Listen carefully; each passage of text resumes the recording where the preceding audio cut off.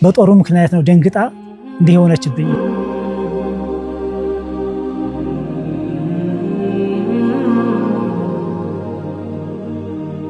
ያው መቆም መቀመጥ አትችልም፣ መራመድ አትችልም። እጄን እኔ ነኝ መጸዳጃ ማጸዳዳት፣ እኔ ነኝ ምግብ ማበላት እጄ ማለት ነው። 6 ዓመት አረብ ሀገር ሰርቼ መጣሁ። ከዛ በኋላ መጥቼችን በመውለዴ ከዛ ይሄ ነገር ተከሰተ።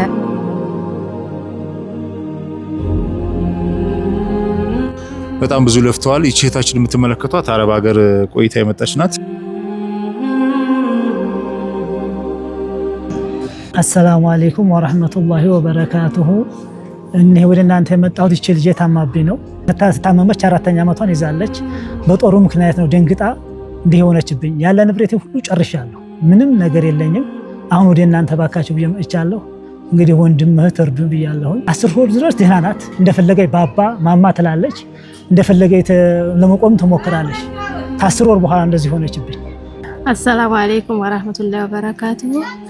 እቺ ልጅ የ10 ወር ሆና ብሬ ነው በሰሜኑ ጦርነት ደንግጣ ነው እና መቆም መቀመጥ አትችልም። አዲስ አበባ ድረስ ሞከርናል፣ ላይሻውን አደረግ፣ ነገር ግን ምንም ተስፋ የለውም እና ኢንሻአላህ እንግዲህ አሁን ከጀመረ በሽታው 4 ዓመቷ ህዳር አለቀ።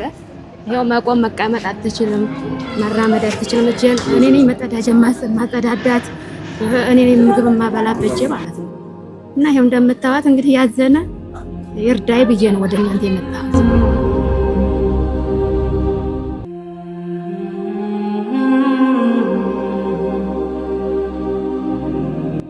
ያው እንግዲህ ብዙ ደክም ያለኝ ጨርሻለሁ። ምንም ንብረት የለኝም።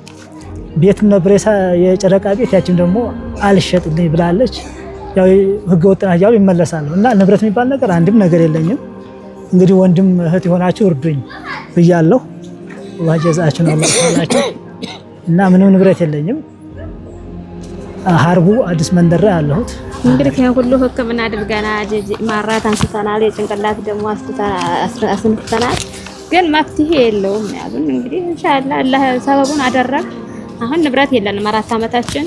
የተሰበረውን እንኳን በር ራሱ የወላለቀውን በር እስካሁን አልገጠምንም። ይሄው ከዛ ጀምራል ይዘናል። አሁን ግን ገንዘብ ጨረስ። ወደ እናንተ የመጣነው እርዳታ ለመጠየቅ ነው። ምክንያቱም ደግሞ ብዙ ነገር እንክብካቤ ካሁን በላይ ብዙ ነገር ስለሚያስፈልጋል ህክምናም ከተገኘ ወደ ውጭም ሆነ ለዛ ነው ኢንሻአላህ። እንግዲህ አላህ ጀዛችሁን ይክፈላችሁ እናንተ። 6 ዓመት አረብ ሀገር ሰርቼ መጣሁ። ከዛ በኋላ መጥቼችን በመውለዴ ከዛ ይሄ ነገር ተከሰተ። ይሄም ቤቱ አሁን ጨረቃ ቤት የተሰራው አረብ ሀገር ሰርቼ የሰራሁት ቤት ነው፣ ህገወጥ ነው። እንደገና አሁን ልሽጠውን ብል በቃ ወርቄንም ንብረቴንም ያመጣሁትን ነገሮች ሁሉ ሽጫለሁ ለሷ መድኃኒት ብዬ ማለት ነው። እና ግን አሁን ወደ እናንተ የመጣው በቃ ንብረት ስለጨረስ ወደት እናንተን እርዳታ ለመጠየቅ ነው የመጣሁት። ሰላም አለይኩም ወራህመቱላሂ ወበረካቱ። ውዶች ቤተሰቦች እንዴት ናችሁ? ኢንሻአላህ እዚህ እንግዲህ እቺ ህፃን ልጅ የታመመች ህፃን ልጅ አለች። አጋጣሚ ያው እንግዲህ በስራ አጋጣሚ ስንቀሳቀስ ነው ያገኘኋት። በጣም ብዙ ለፍተዋል። ይህች እህታችን የምትመለከቷት አረብ ሀገር ቆይታ የመጣች ናት። እንደማንኛችንም እህቶች ወንድሞች በውጭ ያልፍልኛል ብላ እዛ ነበር የቆየችው።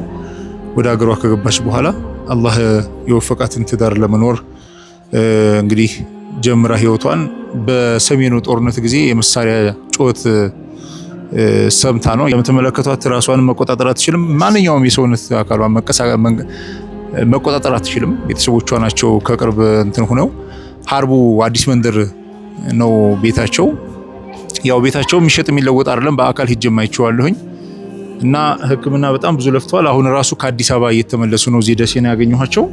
ሁላችሁም ወንድሞች እህቶች ኢንሻአላህ ረመዳን ነው፣ የረመዳንን ሰደቃ ስጧቸው፣ እርዷቸው፣ ደግፏቸው። እዚህ ላይ በሚገኘው ስክሪኑ ላይ በሚታየው እነሱ የባንክ አካውንትና ስልክ ቁጥራቸው ደውላችሁ ማግኘት ትችላላችሁ። እነሱንም የበለጠ ልታናግሯቸው ትችላላችሁ። እንደምትመለከቷት ነው እንግዲህ ሁላችንም ልጆች አለን። ልጆች ያልወለዳችሁም ኢንሻአላህ አላህ ጤናማ ልጆች ይስጣችሁ። ልጆች ያላችሁም አላህ ልጆቻችሁን አፍ ያድርግላችሁ። ሁላችሁም ይሄንን ሸር በማድረግ አጅር ተካፋይ እንድትሆኑ፣ እንደዚሁም ደግሞ ያላችሁ የምትለግሱ ሰደቃ የምታወጡ እነዚህ ቤተሰቦች አስቧቸው እላለሁ። ሰላም አለይኩም ወራህመቱላሂ ወበረካቱ።